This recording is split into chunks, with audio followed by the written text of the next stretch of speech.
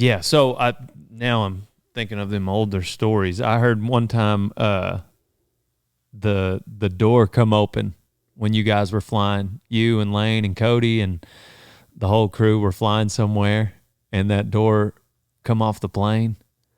Yeah, it just come open. It didn't come off the plane. But It come open. But yeah, that's. How high were y'all when that happened? Oh, it's pretty good ways up there. I don't remember how high, but no matter how high you are, pretty much if a door opens, it's kind of it's too spooky. high. Yeah, it's too high. Didn't they think it was your fault or something? I don't even remember for sure. Yeah, well, just the way Jerome was telling me the story that you were messing around and for pressing buttons or something, and Cody thought for the longest for a minute he thought that you had opened it, but it ended up not being your fault that the door opened. But yeah, it ripped Lane's back number out and all that. But I can't imagine the fear that would shoot through my body if a door on a plane opened while we were in the air. Yeah, that's. The first time I went solo when I was taking my flying lessons, I went around, made a couple landings with the instructor in the plane there. Uh-huh. Then he got out.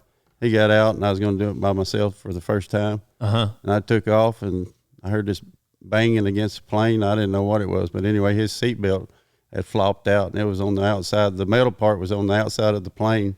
So So when the plane got in the air, I mean, it was beating up against the deal, and I'm thinking, I didn't know what to think. But yeah. Anyway, I circled around there and landed, and he come up to the plane and opened the door and threw his seatbelt back in, just kind of laughed and shut the door, and then I took off again. Was there not just like an oh crap moment flying, just like, hey, this could go completely haywire? Or was it more closer to bull riding and you just didn't think like that? No, they're not really flying because really I never got in any bad weather or anything like that. I always made sure the weather's good before I took off. Right. When at what point in your guys' career did you start flying a lot, or was there a point? No, well, it was after I quit rodeoing when I got my license. But I'm saying rodeoing, going down the road. Did you fly a lot, like in the summertime? Oh, yes, sir. Did you guys go? Yes, sir. We flew most of the time. When Lane was alive, me and Tuff and Cody Lambert, Lane Frost. We all entered together, so we was up at the same rodeos. And Lane, he didn't like little planes, so we went commercial.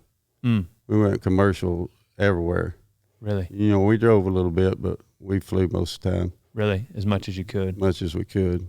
Then after Lane got killed, then me and Tuff bought a little airplane, a 310, seats 6 people.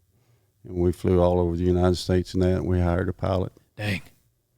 Did that just, I guess maybe it was cheap enough between the few of y'all? It just seems like it'd be so expensive to do these days.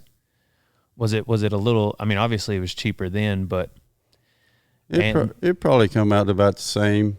Me and Tuff, we owned the plane, but the guys that rode with us, we charged them by the mile or however we did it. And it come out pretty much about the same. And plus it's not like you're traveling with guys that get bucked off very often. So you're yeah, well, you're winning. I was going to say we were all winning, our whole car load or plane load, they always won. And, I was lucky enough, by the time I was in the PRCA, I was a pretty good bull rider, so I could kind of stay up. But, a lot of guys might not make it. If you wasn't winning, it was pretty expensive if you weren't winning. Yes, sir. For a young guy to get in there and try to keep up with them guys. Yeah, a guy can go broke pretty quick if you're bucking off. Oh, yeah. Yeah, if you're just there for the vacation, I imagine getting in a plane, to go to rodeos can get pretty pricey. Oh, yes, sir, it can.